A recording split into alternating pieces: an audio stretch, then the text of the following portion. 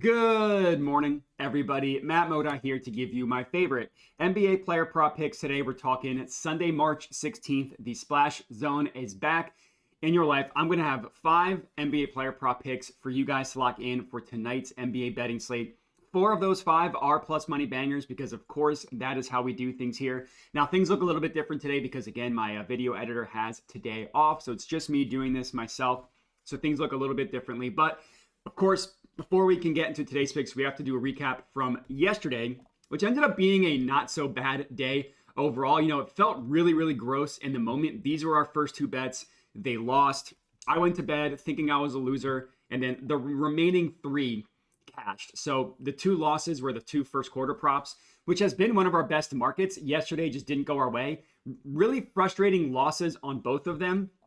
You know, SGA had 9 points like halfway through the first quarter, and then he missed 6 straight shots. Now, one of them was a last second heave at the end of the half.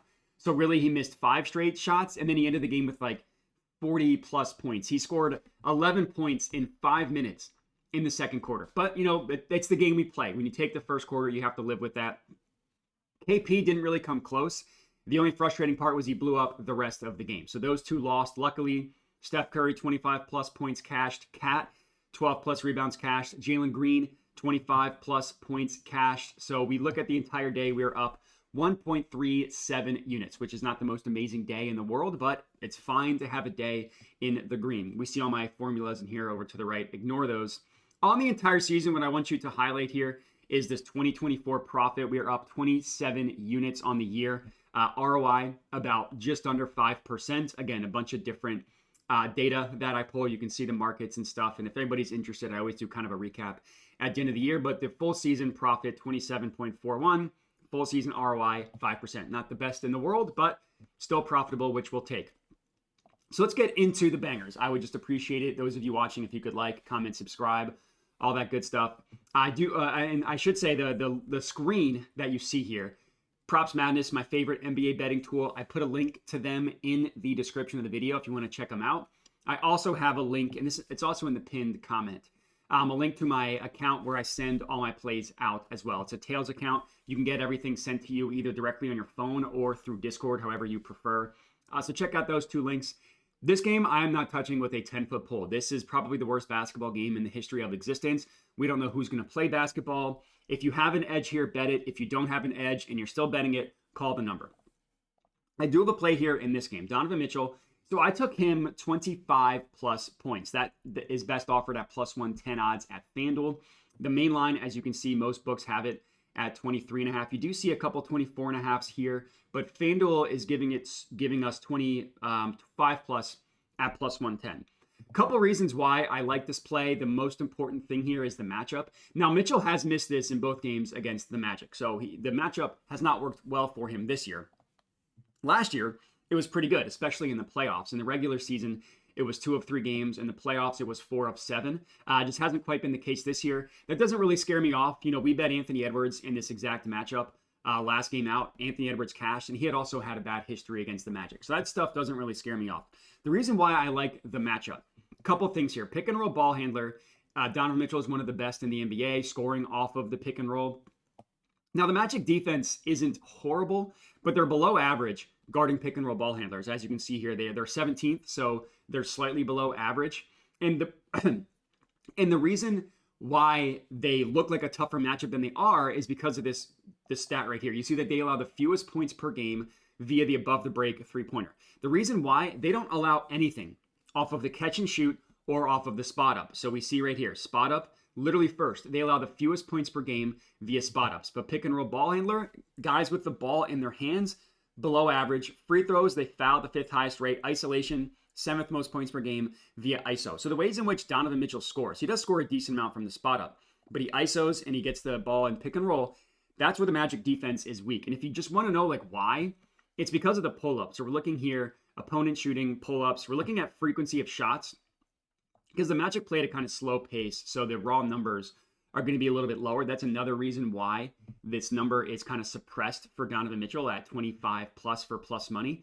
But we go to the pull-ups. The Magic allow the second highest frequency of shots against them be via the pull-up. And in terms of three-pointers specifically, they're a little bit lower. They're about top 10, tied with the Celtics in terms of 3-point frequency via the pull-up. So catch and shoot, spot up, nothing. Pull-up, actually pretty good. So that's why I really like this matchup for Donovan Mitchell. And you look at him, like this is looking at pull-ups on the entire season. Donovan Mitchell, 9 points per game, about 10th, 11th in terms of pull-up points per game. We look at the last 10 games specifically for him via the pull-up. Now, he's missed some time, but if he ends up not playing, we just get it refunded. Donovan Mitchell, not quite as high, but still top 12, top 15. You want to look at the pick-and-roll ball handlers because that's another avenue that we liked. Donovan Mitchell, 6th most points per game via the pick and roll. So really, really good matchup for Donovan Mitchell. Doesn't look quite as good if you look at players similar to him, but this is including games in the past. If you want to look at the guard position in general, the Magic have been really weak guarding guards, for lack of a better word. Anthony Edwards, he went over. We bet that. Damian Lillard, similar shooting profile. He went over. We bet that. Same thing with Steph. I mean, 56 is obscene, obviously, but Steph went over. Quickly went over, and then Kobe White. All those kind of pull-up guards have success. And then the last point I'll make here, nice positive regression spot. He's missed this in 2 straight games. Look at how he's shot. 6 of 19, 0 of 6 from the field. Now, he took 18 free throws, which is insane and not something that's going to happen game over game. And then the next game, 4 of 15 from the field, 1 of 7 from deep. You expect kind of positive regression in the shooting department to come for Anthony Edwards. So I really like this play, 25 plus 110 odds at FanDuel. That's play number 1. Play number 2, I do have a play in this Suns-Lakers game. I took Luka, and I took him on the rebounds. Now, the odds on this one are actually best offered at plus 135 at Bet365. So, not this plus 120 you see here at FanDuel, plus 135 at Bet365. I honestly think it's a crazy price, having Luka for such high odds for 10-plus rebounds. Like, you look at how he has performed with the Lakers. So these are the 13 games he's played with the Lakers. Now, 6 of 13 looks gross. You got to take these first 2 games out. 24 minutes, 23 minutes. Like, you really cannot take anything from those first 2 games. He's been 30-plus every game since. 33, 31, 35. You go down the list, it's 30-plus, I promise you. So you take those 2 games out. It's 6 of 11. That looks a lot better. One very, very important player is not playing tonight. That is LeBron James. Now, he's only played 1 game without LeBron as a member of the Lakers. It's this game right here. It's 11 rebounds, 17 rebound chances. That's really good.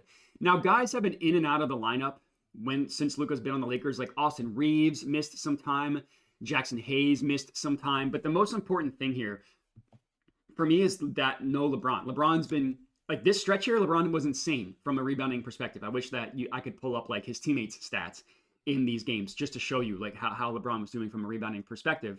And then, yeah, he's cashed in 2 straight 18 and 17 rebound chances. Actually, LeBron missed this game too. So, he's played 2 games without LeBron, 12 rebounds, 18 rebound chances, 11 rebounds, 17 rebound chances. These are the 2 games he's played without LeBron. Now, Jackson Hayes played in this game against the Nets. He missed this game against the Bucks. That's why I got a little bit thrown off. And then the matchup is really good. 6 of 9 players, that's very nice, have hit their rebound prop over with guys with similar rebounding profiles to Luka Doncic. Luka himself, he played the Suns twice at the beginning of the year, 10 rebounds, 7 rebounds. So it's 1 of 2 in terms of how he's hit the over. But the 1 game he missed, 14 rebound chances. For someone like Luka, who doesn't defer a lot of rebounds, isn't terrible. Like if you look at his games this year and you just look at how many times has he hit 10 rebounds on 14 rebound chances, it's better than you think. It's 11 straight, which is insane. And if you look at the entire year, it's a 2/3 hit rate when he's gotten 14 rebound chances. So like even though 14 is a low number for someone needing to get 10, it's still good for someone like Luka. So yeah, I really like the Luka rebounds in this game. You honestly can't go wrong how you want to bet Luka. The points are just pretty high. 31.5 at minus 120 isn't terrible. It's a really good matchup against the Suns. 8 of 12 guys with his scoring profile. Last game, he just put up 46 without Braun in the lineup. 45 points. You could also go first quarter for Luka as well. My issue was just the odds. This was actually minus 130, so it's gotten a little bit better. I didn't want to bet 8.5 or minus 130. So my official bet is the rebounds for Luka. But if you want to go points, if you want to go first quarter, or you just want to combine the 2, I wouldn't hate that.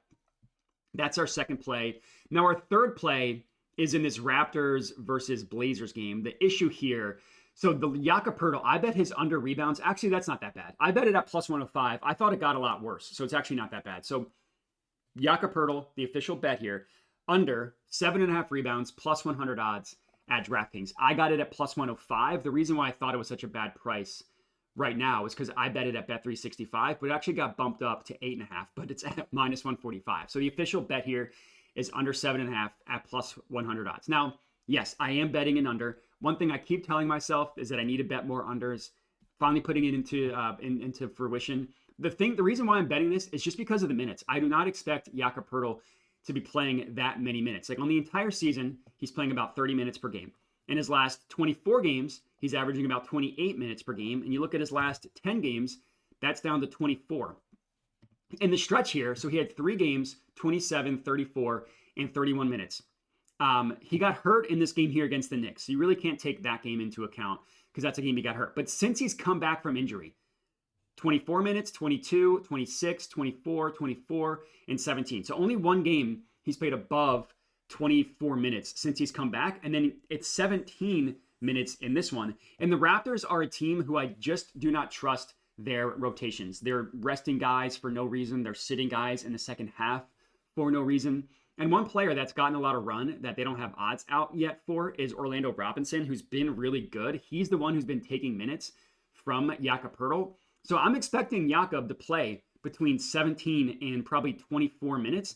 And if you just look at games, like we take out the games where he's playing heavy minutes, we go, let's just call it 17 to 26, even though I think it's going to be lower than 26. And we look at how many times he's played between those minutes. It's 10 games, 3 times he's hit 8 or more rebounds. So I just don't think that he's going to get the minutes. And obviously the rebounds are not going to come with those lack of minutes. And it's a tough matchup. I mean, 4 of 15 centers, similar to Jakob Poeltl, have hit their assist prop over. And since the All-Star break, it's 0 for 2. Now, Mitchell Robinson is a little bit different, but he only had a line of 4.5. Now, he hooked it, but he still went under. Jared Allen, same thing. He hooked his under with 10 on an over-under of 10.5, but that's still an under. That's still 4 of the last 15. So I really like this under for Jakob Poeltl. I was worried that the odds got nuked, but they didn't. So you're able to lock this in at close enough to what I got, and I would still take it at plus 100. So no issues there. That's our third bet. Our fourth pick is down here in this Jazz versus Wolves game. I went with Walker Kessler and actually went with him on the rebounds. So you can go over 10.5 for minus 115 at both ESPN Bet and Hard Rock, or if you don't use those books, minus 120 at Bet365. I actually went 12 plus for plus 130 odds at FanDuel. So that is my official bet, is Walker Kessler, 12 plus rebounds, plus 130 odds at FanDuel. I just think that it makes, in my opinion, way more sense to do the pumped up number because of the situation we have here. So Walker Kessler, as always with the Jazz, we need to know who's playing. Now, I wish Laurie was out, but he's in, but that's okay. The main thing here is John Collins. And if we just look at the entire season, so we're just going to kind of go to the entire season. He averages 12.3 rebounds per game. He's hit 12 rebounds in 54% of his games. So right off the bat, 12 plus for plus 130 looks good if you just look at that. Now, obviously, you need to take in way, way more into account than just the averages in the hit rate. But right off the bat, that sounds good. Now, we look at games without John Collins.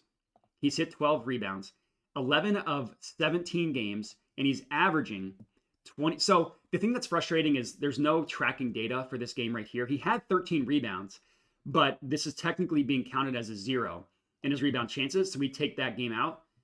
22 rebound chances in the 16 games without Walker Kessler, taking that one game out. You want to look at games without Walker Kessler and with Lauri Markkanen. So he's gone over in 6 of 10 games. He's averaging about 13 rebounds per game. Now, it's the same issue here with this one game not counting. So if you look at the rebound chances, 20.9 right along with his season average. So really, there's no concern here with Lauri Markkanen without John Collins. So I feel pretty good about that. I also like the fact that his minutes are something that we can count on. You know, in his last 10 games, he's averaging 31 minutes per game. On the season, he's averaging 30.5. And again, you look at with Lauri Markkanen, and you look at his last 10 games, 32 minutes average on the season. His average is unaffected with Lauri Markkanen in the lineup. 30.4 on the year, or 30.4 with Lauri Markkanen, 30.5 on the year. So no issues there. And centers have been doing really well rebounding against the Timberwolves. We look at by position, 10 of 15 of the 10 of the last 15 centers have hit their rebound prop over against the Minnesota Timberwolves. Utah Jazz are playing them. And you look at the names, I mean, it's these big plotting centers, exactly who you would expect. Vooch all the way to Jokic. Now, it's been a little bit tougher recently, and that does coincide with Rudy Gobert being back. But you look at Walker Kessler in this matchup against the Timberwolves. So he's only hit the over in 1 of 2 games. 8 rebounds on 17 rebound chances. 13 rebounds on 20 rebound chances. And the most important thing here, John Collins played in both of these games. So he did not miss. Now, Lauri Markkanen missed one of the games, but John Collins played in both. And he's the biggest deterrent to Walker Kessler rebounds. And he still had 17 rebound chances in the game where they both played. If you just look at this season, how many times has he gotten 12 boards on 17 rebound chances? It's a 62.5% hit rate. So like when he's getting 17 rebound chances, more often than not, he's getting 12 boards. So that's why I like the 12 plus number as opposed to the over 11.5. Only once with Markkanen and without John Collins did he land on exactly 11. And that was this game here against the Sixers. And he had 18 rebound chances. So the other two, 8, 10, and 10. I was debating double-double for Walker Kessler, but the points are really scary against the Timberwolves. Like 3 of 12 centers from a play type perspective, it's pretty tough. Rudy Gobert down here in the paint. So I was a little bit too scared off of the points, which is why I went with the boards 12 plus. That's our 4th play. Our 5th and final pick of the video. I am going right back, and I feel good about it, to SGA first quarter points. So I took this exact bet. SGA over 10.5 first quarter points, -115 odds at bet 365. Now, yes, we got burned by this yesterday, and it was very frustrating. He scored 9 points. Again, he had 9 points with like 5.5 minutes left in the first quarter, so basically halfway through. He was 4 for 4 to start the game. He missed 6 straight. One of them was a half-court heave at the end of the quarter, so he really missed 5 straight. And then he ended the game with 48 points. So listen, you got to live and die by the first quarter. So I'm not saying that was a bad beat. I got unlucky. All I'm saying was that I'm confident in that read, and I feel good about going right back to it. I mean, you look at how he's been recently. Gone over in 14 of his last 24 games. And the floor is there. I mean, 10, 10, 10, 9, 9. Like I don't know, he's missed 10 times. In 6 of those 10, he's landed on 1 bucket away, which is exactly what happened the last 2 times he missed. The matchup against the Bucks is really good. He's played them twice this year, 10 and 21. Now the 10, 4 of 9. So you expect him to shoot a little bit better than 4 of 9. And then the 21 is just insane that he hit against them. And then you look into the matchup. Again, the 3 of 8 doesn't look that great. The guard position, it's 10 of the last 15 have gone over against the Bucks. And you look at the names, Halliburton, cooked him. Austin Reeves, cooked him. Cole Anthony, who's like very hit or miss, cooked him. Trae Young. Kyrie put up 31 against them. And then pick and roll ball handler. It's very similar to why we liked Donovan Mitchell and honestly why we liked SGA yesterday. It's teams that have a tough job, don't do a good job guarding pick and roll ball handlers. 4th most points per game, 10th most in transition. And the Bucks play a very similar style of defense to the Suns, the Magic, where if you look at like pull-ups, it's pretty good against the Bucks. Like if you look at the entire season, pull-up field goal attempts, the Bucks. Now on the season, we're looking at pull-ups. They are, in terms of field goal attempts allowed, they're a little bit lower, like middle of the pack. Here they are on the season and on their frequency. Like they're like top 10, 12. We go over to the last 10 games and it looks a little bit better. So in terms of attempts, the 5th most. In terms of frequency, they're like a 10th most. And then again, we know that SGA is an amazing pull-up shooter. We know that he's a good pick and roll ball handler. Like he scores the 2nd most out of the pick and roll. And you want to look at pull-up shooting, the most on the season over the last 10 games. I think it's the 2nd most. No, still the most over the last 10 games. So yeah, turns out this SGA fellow, pretty good basketball player. So those are our 5 bets for today. I'll do a quick recap and then we can get on out of here. It's SGA over 10.5 first quarter points. It's Jakob Poeltl under 7.5 rebounds. Donovan Mitchell, 25 plus points. Walker Kessler, 12 plus rebounds. Luka, 10 plus rebounds. Very confident in the 5 plays that we have today. It was a brutal week. Nice to have a positive ending to yesterday. Hopefully that can kind of just get that week out of the way, and we have a nice one starting out with today. I appreciate everybody for watching. Again, make sure to like the video, comment, subscribe. Check out my Dub Club, or Freudian slip. Check out my Tails account. I moved over from Dub Club. If you want all my plays sent to you for $5 a month, check out Props Madness if you want to use them for yourself. That's all we got. Again, I appreciate you guys for watching. I understand that there's a lot of ways you can get picks from people like me, so I'm always appreciative of the people that choose me. Make sure to bet responsibly, and have a good one.